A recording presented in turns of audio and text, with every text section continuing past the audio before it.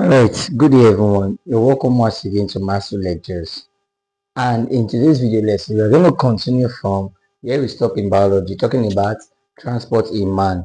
Alright, so we are discussing about the circulatory system, which comprises of the blood cells, the heart, and then the blood vessels. Alright, so in today's lesson, we're going to continue from the blood cell. In our previous lesson, we stopped at the red blood cells. So today we are going to conclude through the blood cells for today's lesson. Alright, now let's go into the next area what we have.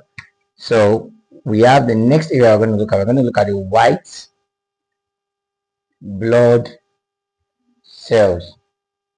The white blood cells. So just as how you know in master lectures, I'll just give you the main points that you always come across in your exams. Alright, they give you some few explanation and then we go over the whole thing to the next area. Alright, now when we are talking about the white blood cells, now what does the white blood cells entail? Now pay attention. You should know that the white blood cells, they are also referred to as leukocytes. Alright, the white blood cells are also referred to as leukocytes. Okay, now when there is an issue with the red blood cell, a person is suffering from cancer of the red blood cells. All right, cancer of the not red blood cells, sorry, pardon me, cancer of the white blood cells. All right, so cancer of the white blood cells is leads to a disease condition famously known as leukemia.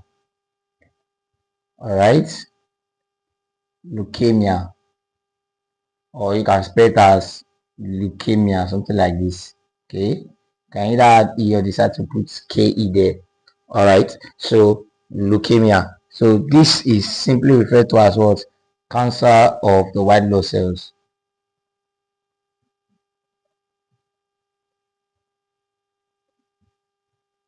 Cancer of the white blood cells, or you can generally say cancer of the blood. All right, cancer of the blood. So now what is cancer? Cancer is just uncontrolled cell division. What results in cancer is uncontrolled cell division. All right, when the cells are multiplying beyond control, all right, they just multiply, continue to multiply, multiply, multiply. All right, when cells, so specifically when the white blood cells begin to multiply beyond control, beyond normal, all right, they outgrow their normal number. All right, it now results in what? Leukemia, cancer of the white blood cells. All right, so I'll talk more about cancer and cell division in a different video, but for today's lesson, let's come back. So the first point is that the white blood cells are also known as the leukocytes. Then the second point is that the white blood cells, they are larger, they are larger and fewer in numbers. All right, so the white blood cells are larger and fewer in numbers, larger and fewer in numbers. Okay, so they are larger and fewer in numbers. Okay, now another point is that white blood cells white blood cells white blood cells live for okay white blood cells possess nucleus, and they live for a very long time. All right, now I will explain this very well.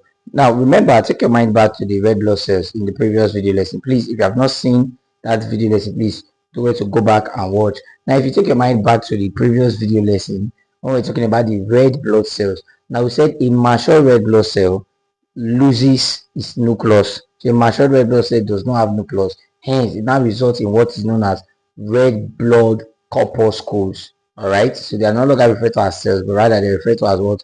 Red blood corpuscles. All right, so but in the case of the white blood cells possess nucleus. All right, they have nucleus and they live for a very long time. Now the specific time that a white blood cell lives is not totally known. So it's speculated that white blood cells can live for days, weeks, months, or 2 to 3 years. It depends.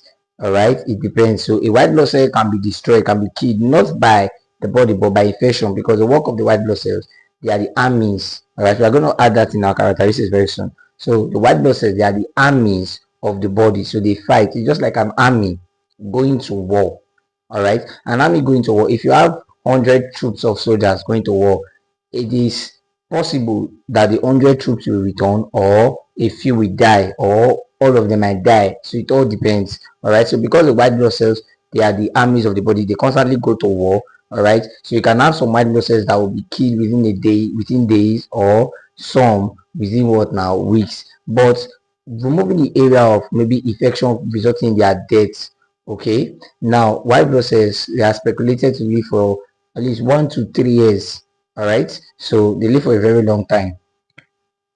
Then number three area of the white blood cells, all right, they are the armies. They are the armies of the body. All right, so they function as they function as an immune response, okay, or part of the immune system. All right, so they are known as defenders of the body. They are defenders. All right, they defend the body. Then lastly, about the white blood cells, that white blood cells are polymorphic. They are polymorphic. Now, what do you mean by polymorphic? Being polymorphic, it implies that what, they are shapeless. It implies that they are what, shapeless. So the white blood cells are shapeless. All right, they don't have shape. Now it's just like if you think about the organism, all right, without shape, the organism without shape in biology, what comes to your mind is amoeba, right? So amoeba comes to mind. Now the characteristic movement of amoeba is known as amoebial movement. Now why is that movement very specific to amoeba? Is because amoeba, being shapeless, all right, as it constantly moves, it changes its shape. So that's the same thing with white blood cells. So the white blood cells, as they are shapeless, so as they move, their shape what changes. So you can see that the white blood cells, all right, they carry out amoebial movements. They carry out amoebial movements. Carry out amoebial what movements. Are we together? All right, now we're going to, these are the general characteristics of the white blood cells. All right, okay, just so you also know, in addition, the white blood cells are also produced in the bone marrow. All right, from our previous lesson, we established the fact that white blood cells, okay, white blood cells or blood cells in general are produced in the bone marrow. Blood cells in general are produced in the bone marrow through the process of hematopoiesis. Hematopoiesis. All right. So blood cells are produced through the process of hematopoiesis. So red blood cells, erythropoiesis. So white blood cells, all right, production of white blood cells will now be what? Leukopoiesis. So white blood cells are also produced in the bone marrow. All right, having established this fact, now we can classify white blood cells into two main groups.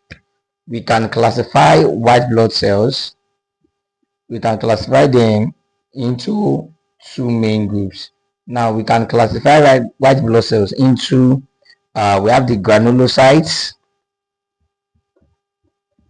We can also classify white blood cells into what is known as the agranulocytes. All right. Now granulocytes, they have granules.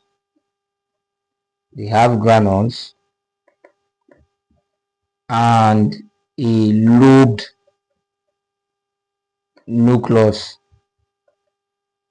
Then for the agranulocytes, right, they lack granule.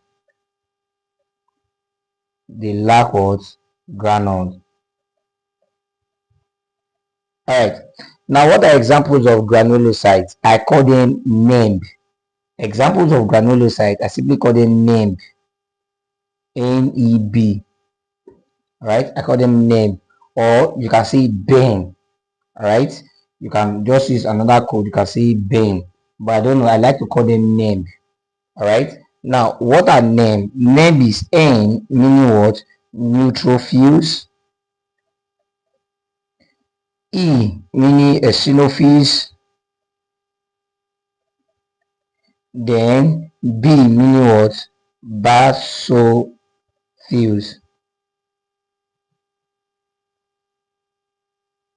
Basophils. Then for the agranulocytes, we have two of them. All right. We just have two. ML. Call them ML. What are ML? We have monocytes. We have monocytes, and then we have lymphocytes. Monocytes and lymphocytes. All right. So that is what we have there. So generally, we now have different types of white blood cells. 1, 2, 3, 4, 5. Okay, we have 5. So neutrophils, eosinophils, basophils, monocytes, and what? Lymphocytes.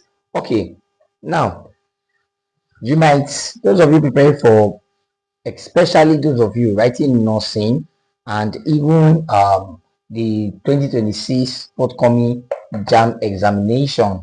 All right, whether you're preparing for nursing exam or JAM or even WAEC, there are basic facts that you need to know about these things, and I'm going to be giving you the punchlines, the highlights in a very very short moment. All right, now the first punchline you need to know is that there's a specific way I want you to arrange these things. All right, there's a specific way I want you to arrange these things so that it helps you easily remember, and then it also explains something very very crucial about the white blood cells. Now I want you to work with me with this code. All right, take this code. Never let monkey eat banana. All right, never. Okay, so never let monkey eat banana. All right, so never let monkey eat banana. All right, so what does this is just a mnemonics. All right, mnemonics, so that I can help you remember. But what does N stands for? Our N remains what? Our neutrophils. Then L, lymphocytes. M, monocytes. E, eosinophils. Then B, basophils.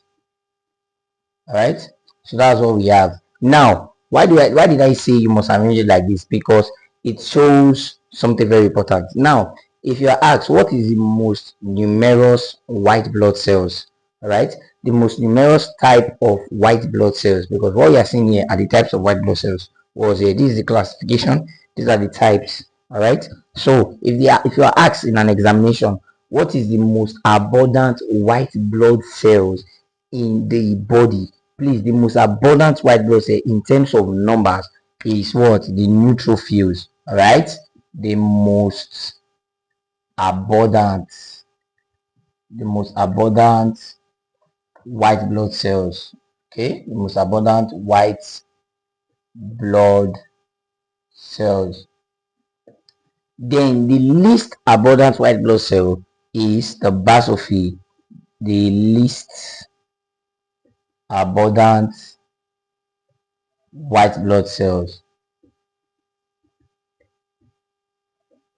All right, so it means it is arranged in the order of going from top to bottom, that is in decreasing order of numbers. All right, so you have the neutrophils, the most abundant, followed by the lymphocyte, followed by the monocyte, eosinophils, and the least abundant is what? The basophils. They are very very few.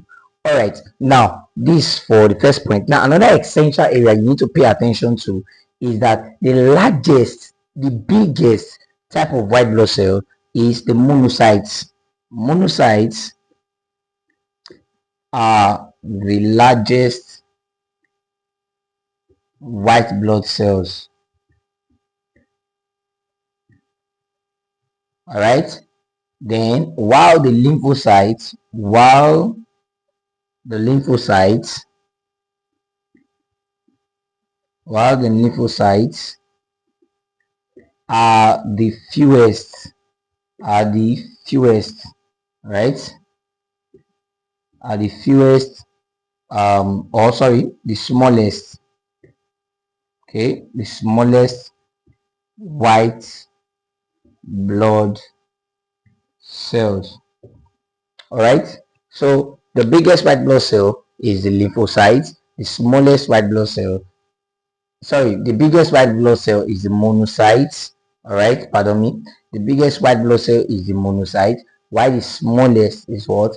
The lymphocyte. So know their numbers, their relative abundance in the blood, and also pay attention to the biggest and the smallest. So the biggest is monocyte, the smallest is what? The lymphocyte. Now there is another group. All right, please, these are not the only white blood cells. We have other white blood cells. All right, there is a group of white blood cells. There is a group of white blood cells. Now this group of white blood cells, they function, they have this phagocytic action, meaning that they have the ability to engulf, right, being phagocytic. Now they are referred to as phagocytes. All right, phagocytes. Now what gives birth to phagocytes? Phagocytes, right, they are formed from the combination of monocytes plus granulocytes. So the monocyte plus the granulocyte equals what? The phagocyte does. So the phagocyte, all right, is equal to monocyte plus granulocyte. That is what produces what? Phagocyte. Now a phagocyte, all right, a phagocyte is a white blood cell that has this engulfing action, like they can swallow up, all right, they can engulf, get attached to, okay, let's say this is an infection. All right, so a phagocyte, what it does is that once it's around this region, for example, it goes close to this and engulfs it. So it goes, this is the infection, then you have something like this. You see it, and it engulfs and then take out everything. So you now have the infection inside. So that's what we mean by what? Engulfing action. All right. So this is almost everything you have for the white blood cells. Now lastly, we're going to talk about the function of the white blood cell. Now the function of the white blood cell. The white blood cell mainly have three functions. Okay, so the first is the area of engulfing, which is done by the phagocytes, right? Then we have production of antitoxins, and lastly we have the last area, which has to do with what? Clumping. Now we are going to talk more on clumping in another video. We're going to treat it with clumping together with blood transfusion. All right, that one will take a whole lot of video, so I'm going to post that one, all right, separately from this. So this is everything about the white blood cells. The platelets is the next area we are going into next. The platelets. Okay, class, now we're talking about the platelets. So now, what are the platelets? Now, please bear in mind, platelets are also called thrombocytes. All right, platelets are also called thrombocytes, and they are produced in the bone marrow through the process of thrombopoiesis. Thrombopoiesis. Okay, now having said that, there are certain unique characteristics about the platelets. All right, about the platelets, which are also called the thrombocytes. Now, one of them, a few of them is number one, platelets are not true cells, but are just fragments of cells formed in the bone marrow.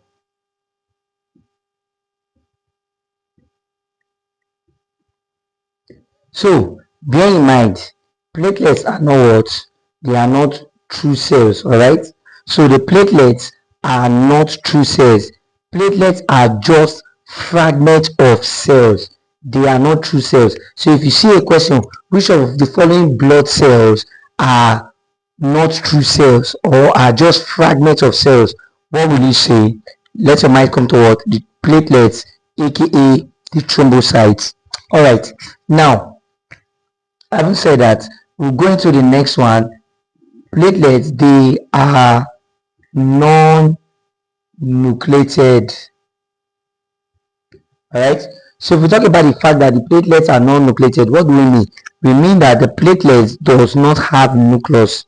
The platelets, they don't have nucleus. So that's the reason why they are non-nucleated, because they do not have nucleus. Are we together now? So that is what it means. When you say something is non-nucleated, it means that what? It doesn't have what? Nucleus. So the platelets now looks more or less like a useless cell. But hey, it is not totally useless. Alright, now why is it not totally useless? Simply because the platelet has a very important function that it plays. Now it helps in what? Blood clotting process. So the platelets, they are involved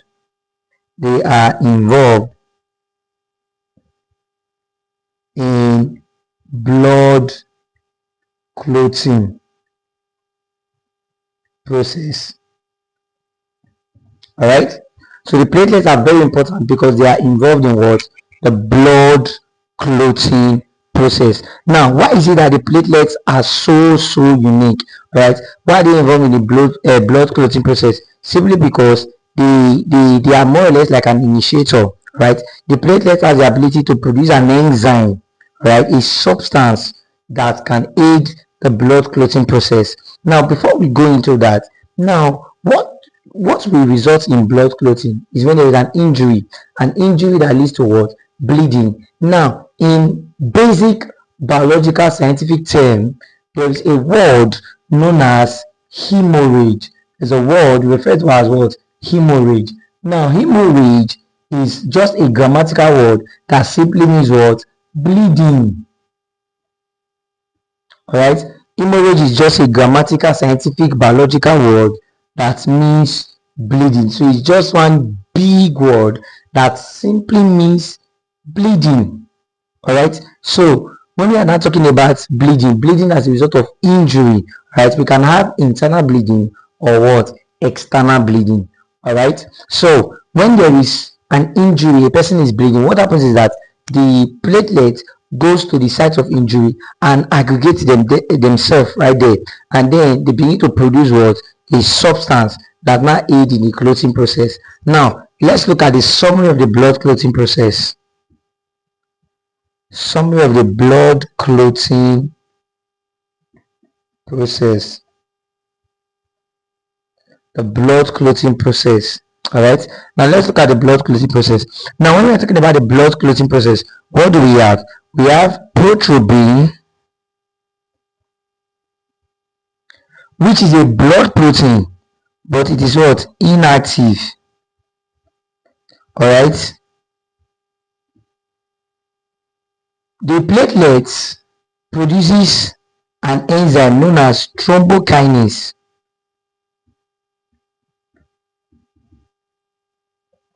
So thrombokinase will convert inactive prothrombin to active thrombin. Inactive prothrombin to active what? Thrombin. And then fibrinogen, another blood protein known as fibrinogen. Now fibrinogen is a soluble protein, all right, in the presence of calcium ion. In the presence of calcium ion, thrombin will convert fibrinogen, which is a soluble protein, to an insoluble fibrin. Are you seeing it? So we have prothrombin inactive. Prothrombin will be converted to the active form, which is thrombin, by thrombokinase. Then fibrinogen, all right, will be converted from the soluble form to an insoluble form known as fibrin. Now what is going to do that conversion is thrombin in the presence of calcium ion. So thrombin in the presence of calcium ion will convert soluble fibrinogen into insoluble fibrin. Now this insoluble fibrin will now form what? A meshwork, right? It is going to form a meshwork around the injury area so as to allow the blood to clot and bleeding process stops, right? So a situation whereby the platelets, they forget their function, or they now have an inability, okay, they now possess the inability to produce thrombokinase, right, which now results in excessive bleeding. That is a disease condition known as hemophilia. All right, or you refer to it as bleeder's disease. Bleeder's disease, which can also be referred to as royal disease. Okay, so the inability for blood to clot, right, the inability for blood to clot is simply what? Hemophilia. That is the inability for blood to clot, which can be as a result of the platelets not being able to produce thrombokinase, or it can be due to other factors such as lack of vitamin K. Lack of vitamin K. So a person suffering from hemophilia, all right, will bleed excessively. So thank you very much for watching this video lesson. My name is Maxtro, and please do well to like, share, and subscribe. All right, and also make sure you turn on the notification bell so that whenever I post a new video, you'll be the first person to get a notification about it, and then you can watch and learn as you prepare for your forthcoming exams.